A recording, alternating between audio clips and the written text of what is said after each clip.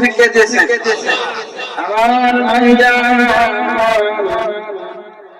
এই তৌফিক পেতে হলে আপনাকে দুইটা কাজ করা লাগবে।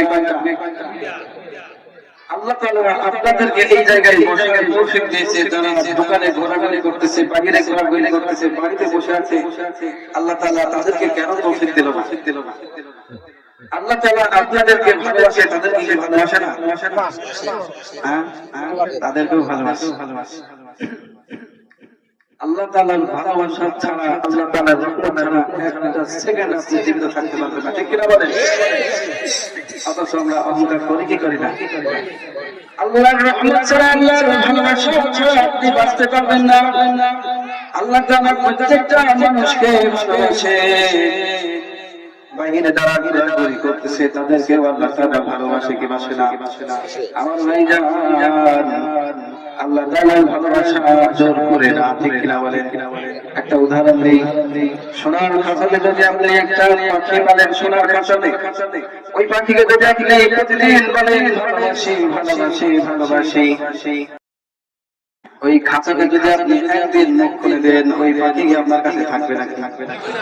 সোনার খাঁচা হলেও আর মূল্য নাই, কারণ তুমি আমাকে বেঁধে রেখেছো, তুমি আমাকে কষ্ট দিচ্ছ, তোমার ওই ভালোবাসার মূল্য আমার কাছে নাই, ঠিক কিনা?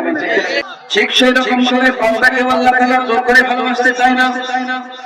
ও বান্দা শুনে না, তুমি যদি এই তৌফিক পেতে চাও, কাজ করতে চাও, নামাজ পড়তে চাও, এই দিনে মাহফিলে যদি বসতে চাও, দুইটা কাজ তোমাকে করা লাগবে। প্রথম নম্বরে তোমাকে নিয়ত করা লাগবে।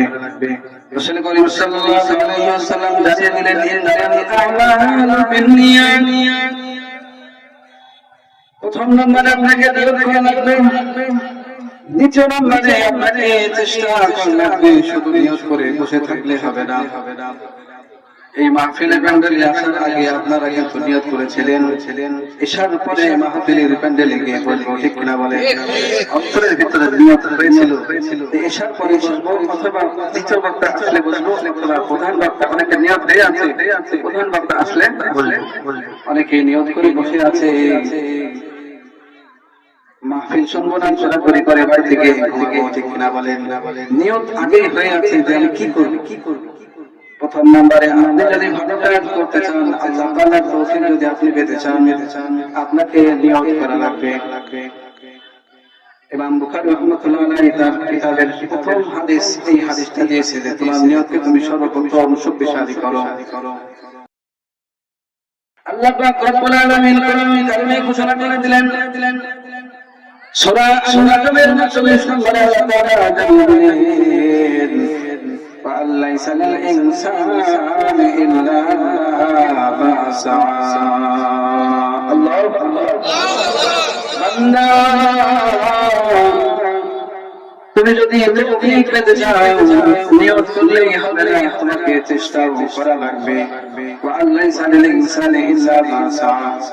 বান্দা, মানুষ যা চেষ্টা করবে তাই সে পাবে। আল্লাহ তাআলা বলেন সূরা নাজম 39 নম্বর আয়াতে, মানুষ যা চেষ্টা করবে তাই সে পাবে। বলেন তো এটা আমার কথা? বর্তমান সময়ে অনেক মানুষ বলে নামাজ আল্লাহ তাআলা তৌফিক দিলে পড়বে, বলে কি বলে না? ফেব্রুয়ারি মাসে রোজা আসছে, রোজা রাখার তৌফিক যদি আল্লাহ চায় রোজা রাখবো, বলে কি বলে না? আমার ভাইজান, দুনিয়ার সমস্ত কাজের ক্ষেত্রে আল্লাহ তাআলার কাছে আপনি বলেন না। উদাহরণ দিয়ে আপনাদেরকে, আপনি যদি আগামীকাল ফজরের নামাজ পড়তে চান, তাহলে প্রথম নম্বরে আপনাকে নিয়ত করা লাগবে, আগামীকাল ইনশাআল্লাহ ফজরের নামাজ জামাতে পড়বো, ঠিক কিনা বলেন? শুধু নিয়ত করলে হবে না, আপনি তাহলে শুধু নিয়ত করলে হবে? দ্বিতীয় নম্বরে আপনাকে চেষ্টা করা লাগবে। আপনার যদি মোবাইল থাকে, আপনাকে চেক করা লাগবে। আপনার যদি মোবাইল না থাকে, এমন কোন মুরব্বি চাচা বাবা দাদা আছে কিনা, সন্ধ্যা তারা ফজরের নামাজ পড়ে না, ওই মুরব্বি চাচা বাবা দাদাকে বলে রাখা লাগবে যে আমাকে ডাকবেন, আমাকে ফজরের নামাজে দেখবেন ইনশাআল্লাহ। যদি মুরব্বি চাচা ভালো মানুষ হয়, ইমানদার হয়, ওই ব্যক্তিকে, ওই শিশুকে বা ওই ছেলেকে বা ওই যুবককে ডেকে নিয়ে মসজিদে যাবে, ঠিক কিনা বলেন? আমার ভাইজান, আপনি চেষ্টা করলেন, নিয়ত করলেন, কঠোরভাবে চেষ্টা করলেন, আল্লাহ তাআলা আপনাকে তৌফিক দিয়ে দিবে, আপনি ফজরের নামাজ জামাতে পড়তে পারবেন। ঠিক কিনা বলেন? আল্লাহ তাআলা যদি তৌফিক না দেয়, ফজরের সময় দেখবেন আপনার শরীর অসুস্থ, আপনি নামাজে যেতে পারবেন না। আল্লাহ তাআলা যদি তৌফিক না দেয়, ওই মুরব্বি চাচাও সে নির্যাতন পাবে না, আপনিও নির্যাতন পাবেন না। ঠিক কিনা বলেন? তাহলে এই তৌফিক জিনিসটা খুব দামি জিনিস। এই মাহফিলে আসতে হলেও আপনাকে নিয়ত করা লাগবে, হেঁটে মাহফিলে আসতে হবে। আমরা যেমন নাটোর জেলা থেকে জেলাতে করেছি, ট্রেনে চড়েছি, চেষ্টা করে মেহনত করে এই মাহফিলে এসেছি। ঠিক কিনা বলেন? যদি নিয়ত করে আমরা নাটোর জেলায় বসে থাকতাম, এই জায়গায় মাহফিল হতো, কিন্তু আমরা না আসলে কিনা মতো। ঠিক কিনা বলেন?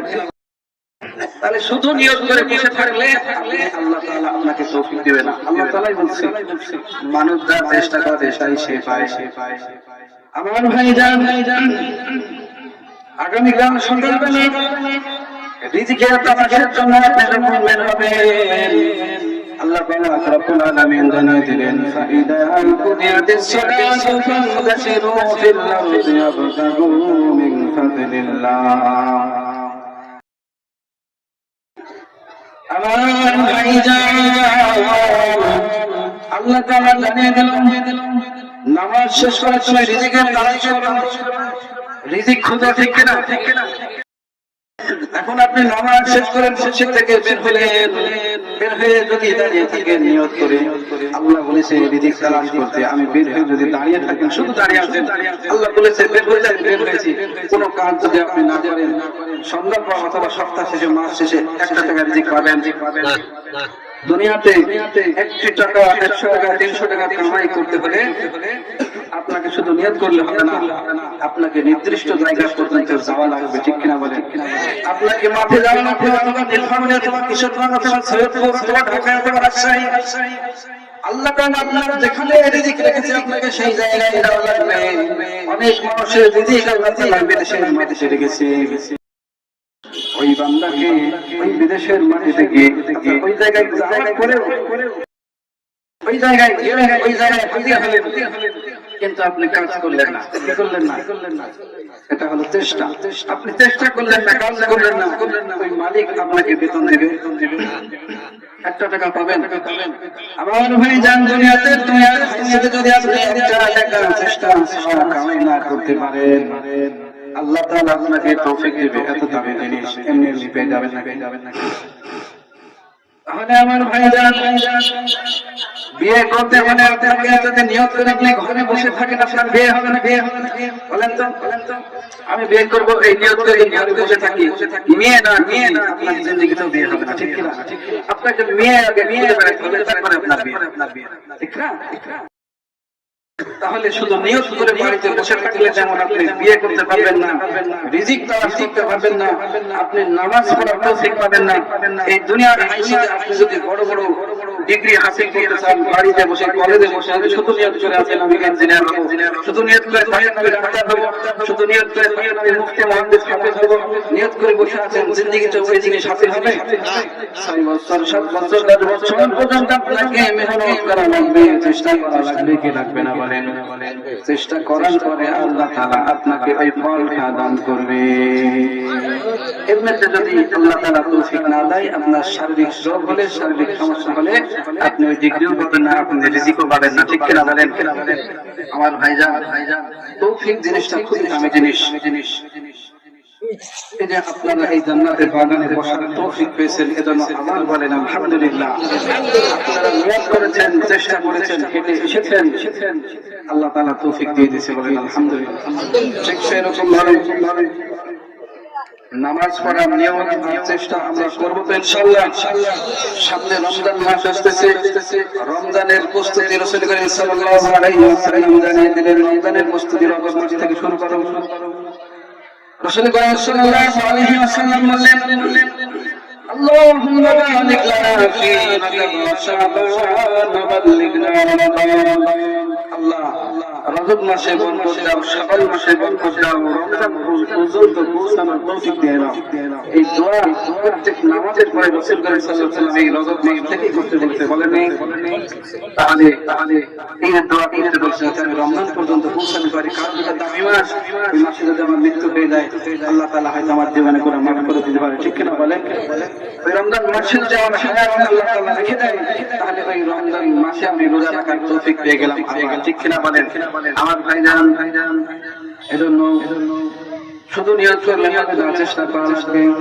আল্লাহ পাক রব্বুল আলামিন সূরা ফাতির 11 নম্বর আয়াতে আবার জানিয়ে দিলেন, ইন্নাল্লাহা লা ইউগাইয়িরু মা বিকওমিন হাত্তা ইউগাইয়িরু মা বিআনফুসিহিম। যতক্ষণ পর্যন্ত কোন জাতি প্রচেষ্টা না করে নিজেকে পরিবর্তন করার, আমি আল্লাহ তাকে পরিবর্তন করব না।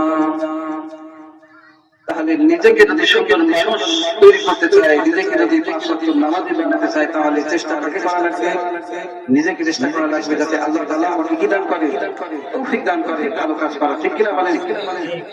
এজন্য এই উদাহরণটা দিলাম। দুনিয়ার হাইসাতে কোন জিনিস চেষ্টা করা যায় হাসিল হবে না। হেদায়েতের নূর এত সহজ জিনিস না, এটা এমনি এমনি হাসিল হবে না। আপনাকে মেহনত করা লাগবে। 1 বছর 6 মাস 41 দিন যদি আপনি তাকবীরের সাথে নামাজ পড়তে পারেন, আল্লাহ তাআলা হয়তো আপনার পুরো জিন্দেগীর নামাজের ফয়সালা করে দেবেন। সুবহানাল্লাহ। আমার ভাইজান, এজন্য এই সমস্ত কথা যারা বলে, এই সমস্ত কথা সম্পূর্ণ মিথ্যা কথা, ঠিক কিনা বলে? যে আল্লাহ তৌফিক দিলে নামাজে যাব, তখন আপনি বলবেন ঠিক আছে আল্লাহ তৌফিক দিলে তাহলে তুমি এই জায়গায় বসে থাকো, বসে রিজিক আসে না, তুমি বসে থাকো, দেখে তোমার কোনো কাজ হয় না, ঠিক কিনা? দুনিয়ার সব কাজ আপনি চেষ্টা করে হাসিল করছেন, আর ইবাদতের বেলায় আল্লাহ তৌফিক দিলে নাকি? এটা সম্পূর্ণ বাক্যালি মিথ্যা কথা। আমরা মনে করতেছি যে আল্লাহ তাআলা আমাকে হেদায়েতের নূর এমনি এমনি দিয়ে দেবে, এই জিনিসটা এমনি এমনি হাসিল হবে না। যদি এমনি এমনি হাসিল হতো, আমাদের প্রিয় নবী হযরত মুহাম্মদ সাল্লাল্লাহু আলাইহি ওয়াসাল্লাম হিরা গুহায় কয় বছর মেহনত করেছে বলে? হ্যাঁ, হিরা গুহায় ধ্যান সাধনা করেছে, কেউ কেউ বলে 10 বছর, 7 বছর, বলে 14 বছর মেহনত চেষ্টা করেছে কি করে না বলেন? করেছে। তাহলে হিরা গুহায় মেহনত করার কারণে রাসূল করিম সাল্লাল্লাহু আলাইহি ওয়াসাল্লামের প্রতি ওহী নাযিল হওয়া শুরু হলো, জিবরাইলের সাথে সাক্ষাৎ শুরু হলো। হিরাকেও আসছে, কিন্তু কোরআনের আয়াত নাযিল হওয়া কি সেদিন থেকে শুরু হয়েছে। এমনি এমনি এই জিনিস পাওয়া যায়। আমার ভাইজান, আল্লাহ তাআলা রাসূল করিম সাল্লাল্লাহু আলাইহি ওয়াসাল্লামকে জানিয়ে দিলেন, আনাস ইবনে মালিক রাদিয়াল্লাহু তাআলা বর্ণনা করেন, রাসূল করিম সাল্লাল্লাহু আলাইহি ওয়াসাল্লাম বলেন, হাত্তা ইয়াকুল কানা রাজুলুন রাসূলুল্লাহ আলকিহা ওয়া তাওয়াক্কাল আও তিলকাহা ওয়া তাওয়াক্কাল। একজন ব্যক্তি রাসূল করিম সাল্লাল্লাহু আলাইহি ওয়াসাল্লামের কাছে দৌড়াতে আসলেন এবং বললেন, ইয়া রাসূলুল্লাহ, ইয়া হাবিবাল্লাহ, আমি উট চড়াই, এই উটটা আমি বেঁধে ভরসা করব না ছেড়ে দিয়ে ভরসা করব। রাসূল করিম সাল্লাল্লাহু আলাইহি ওয়াসাল্লাম বলে দিলেন, ক্বালা আকিলহা ওয়া তাওয়াক্কাল, তাকে তারপরে আল্লাহর উপর ভরসা করো। উট বাঁধাটা হলো চেষ্টা, তারপরে তুমি আল্লাহর উপর ভরসা করো, ঠিক কিনা? আপনার ঘরে যদি চোর আসে কি আসে না, আপনি যদি ঘরে তারা না দিয়ে যদি বলেন আল্লাহ তোমার উপর ভরসা, আপনার সাথে চুরি হবে কি হবে না? রাসূল বলতেছে আগে তাআলা দাও, তারপরে তুমি আল্লাহ তাআলার উপর তাওয়াক্কুল করো, ভরসা করো। আমার ভাইজান, এজন্য রাসূল করিম সাল্লাল্লাহু আলাইহি ওয়াসাল্লাম হযরত মুআয বিন জাবাল রাদিয়াল্লাহু তাআলা কে ডাক দিলেন, ও মুআয, আমার কাছে আসো। রাসূল করিম সাল্লাল্লাহু আলাইহি ওয়াসাল্লামের সবচেয়ে প্রিয় সাহাবী ছিল। মুআযকে ডাক দিলেন। মুআযের হাতের উপর রাসূল করিম সাল্লাল্লাহু আলাইহি ওয়াসাল্লাম হাত দিলেন। হাতে বলে, মুআয, 5 ওয়াক্ত নামাজের পরে এই দোয়াটা করতে যেন তুমি ভুলো না। রাসূল করিম সাল্লাল্লাহু আলাইহি ওয়াসাল্লাম মুআয বিন জাবাল রাদিয়াল্লাহু তাআলাকে এই দোয়াটা শিক্ষা দিলেন, আল্লাহুম্মা আইন্নি আলা যিকরিকা ওয়া শুকরিকা ওয়া হুসনি ইবাদাতিক। ও আল্লাহ, তুমি আমাকে তৌফিক দাও, সাহায্য করো জিকির করার, শুকরিয়া আদায় করার এবং সুন্দর ইবাদত করার। কার কাছে চাইতে হবে? তৌফিক আল্লাহ তাআলার কাছে চাইতে হবে। আমার ভাইরা, আনাস বিন রাদিয়াল্লাহু তাআলা আনহু থেকে আরেকটি হাদিস বর্ণনা হয়েছে, মানুষ যখন মারা যায় তার ঈমান চুরি হয় বেশি, ঠিক কিনা বলেন? মৃত্যুর আগে যাতে শয়তান তাকে বেঈমানি করে মৃত্যুবরণ করাতে পারে, এজন্য ঈমান চুরি হওয়ার সম্ভাবনা বেশি থাকে। রাসূল করিম সাল্লাল্লাহু আলাইহি ওয়াসাল্লাম বলেন, ইদা আতাল্লাহু বিআবদি ফায়াস্তামারাহু। রাসূল করিম সাল্লাল্লাহু আলাইহি ওয়াসাল্লাম বলেন, যে মানুষ মারা যায় তার আগে আল্লাহ তাআলা তাকে কল্যাণ দান করে। কি দান করে? কল্যাণ দান করে, ইসলাম দান করে। সাহাবীরা জিজ্ঞাসা করে, ইয়া রাসূলুল্লাহ, ইয়া হাবিবাল্লাহ, কাইফা ইসতামালাহু? ইসতামালাহু কি জিনিস? রাসূল করিম সাল্লাল্লাহু আলাইহি ওয়াসাল্লাম বলেন, ক্বালা তাকওয়া মিন সালিহিন ক্বাবলাল মাউত। মৃত্যুর আগে যে বান্দাকে আল্লাহ তাআলা কল্যাণ দিতে চায়, ওই বান্দাকে ভালো আমল করার তৌফিক দান করে দেয়। বলেন সুবহানাল্লাহ। আমার ভাইজান, তৌফিক খুব দামি জিনিস, এই জন্য তৌফিক হাসিল করা লাগবে, কি লাগবে না বলেন? এই যে মাহফিলে এসেছেন, নিয়ত করেছেন, চেষ্টা করেছেন, মাহফিলে আসতে পেরেছেন, আগামীকাল যদি আপনি ফজরের নামাজ পড়তে চান, আপনাকে নিয়ত করা লাগবে, আপনাকে চেষ্টা করা লাগবে, তবেই আপনি ফজরের নামাজ পড়তে পারবেন, ঠিক কিনা? আপনি যদি রমজান মাসে রোজা রাখতে চান, আল্লাহ তাআলা বলতেছে, তুমি রজব মাস থেকে রোজা রাখার প্রস্তুতি শুরু করো। রমজান মাস যখন আসবে, তুমি রমজানের নিয়ত করো, একদম শক্তভাবে তুমি চেষ্টা করো, মেহনত করো, যত কষ্ট করো, আল্লাহ তাআলা তখন তৌফিক দিয়ে দিবেন। রমজানের জন্য তোমার আর কষ্ট মনে হবে না, ঠিক কিনা বলেন? আমার ভাইরা, এই রাসূল করিম সাল্লাল্লাহু আলাইহি ওয়াসাল্লাম একটা উক্তি দিয়েছে, নিয়ত হলো গাছের একটা বীজ। কিসের বীজ? গাছের বীজ। বীজ যখন আপনি রোপণ করবেন, ওই বীজটা রোপণ করার পরে এই বীজে যখন আপনি যত্ন নেবেন, পানি দিবেন, গাছটা বড় হবে কি হবে না? গাছ যখন বড় হয়ে যাবে, ওই গাছের যদি ফল ধরে, ওই গাছের ফলটা হলো তৌফিক। বলেন সুবহানাল্লাহ। এজন্য নিয়ত করতে হবে, চেষ্টা শুরু করতে হবে। 1 বছর লাগবে, 2 বছর লাগবে, আপনি যখন ইবাদত করার চেষ্টা শুরু করবেন, আল্লাহ তাআলা আপনার দিলের ভিতরে হিদায়াতের নূর দিয়ে দিবে, তৌফিক দিয়ে দিবে, আপনি নামাজ আর ছাড়বেন না। আমরা অনেকেই কিন্তু চেষ্টা করি নামাজ পড়া, কিছুদিন করার পরে আর ভালো লাগে না, ঠিক কিনা? আমার ভাইজান, অল্প দিন মেহনত করে যেমন পৃথিবীর কোনো বড় জিনিস হাসিল করা যায়, বলেন এই দুনিয়াতে মুফতি হতে হলে কয় বছর? 12 বছর। আরো বড় ডিগ্রি হাসিল করতে হলে আরো বেশি সময় লাগে, কি লাগে না? আপনি বড় ইঞ্জিনিয়ার হতে চাইলে আপনার যখন 7.5 বছর 10 বছর সময় লাগবে না? তাহলে আল্লাহ তাআলা আপনাকে হিদায়াতের নূর দিবে। এটা এত দামি জিনিস, সামনে আমি বলবো যে কত বড় আসবে, এই কথা সামনে আসতেছে, যে কত দামি জিনিস, কত বড় একটা দামি জিনিস সামনে আসবে। যদি সময় পাই বলবেন ইনশাআল্লাহ, যে এই হেদায়েতের এত দামি জিনিস আপনি এমনি নিশ্চিন্ত কালেও পাবেন না। এই কথাটা বুঝে আসছে? তাহলে এই তৌফিক পেতে হলে নিয়ত করা লাগবে, 3 নম্বরে চেষ্টা করা লাগবে। এটা নামাজ হোক, রোজা হোক, হজ হোক, যাকাত হোক, দান সাদকা হোক, ঠিক কিনা? এই সব কিছু শুধু নিয়ত করে বসে থাকলে হবে না, চেষ্টা করা লাগবে। আমার ভাইজান, অনেক মানুষ বলে মুরব্বি বয়সে ইবাদত করব, বলে না মুরব্বি বয়সে ইবাদত করব। আমার ভাইজান,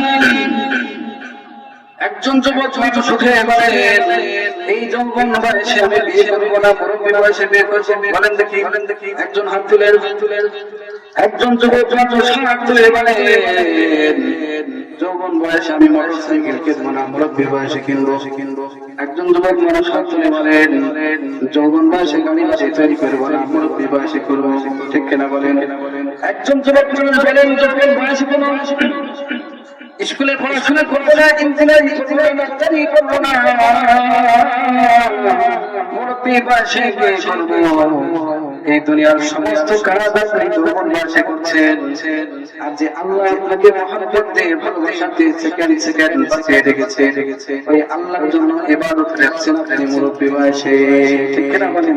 আমার ভাইজান,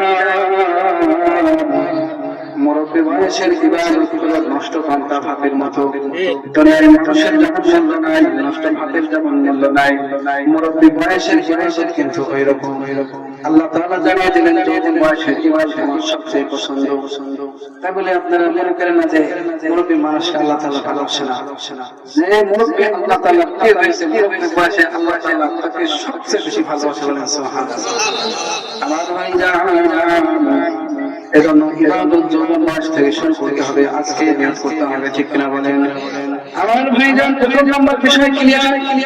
তৌফিক পেতে হলে নামাজ পড়ার, ইবাদত করার, রোজা রাখার, হজ করার, যাকাত দেওয়ার, মাহফিল শোনার, শুধু নিয়ত করে বসে থাকলে হবে না, চেষ্টা করা লাগবে। দ্বিতীয় নম্বর যে বিষয় নিয়ে আলোচনা